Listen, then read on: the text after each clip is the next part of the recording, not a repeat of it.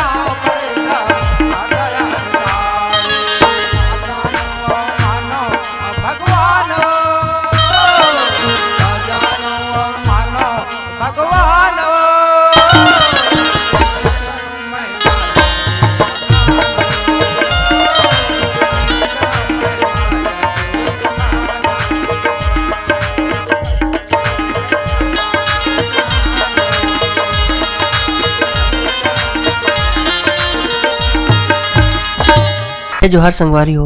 अगर आप मन ला हमार वीडियो पसंद ही तो वीडियो ला लाइक करो और चैनल ला सब्सक्राइब जरूर करो।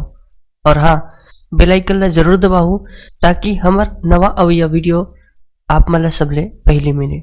जय जोहार, जय छत्तीसगढ़।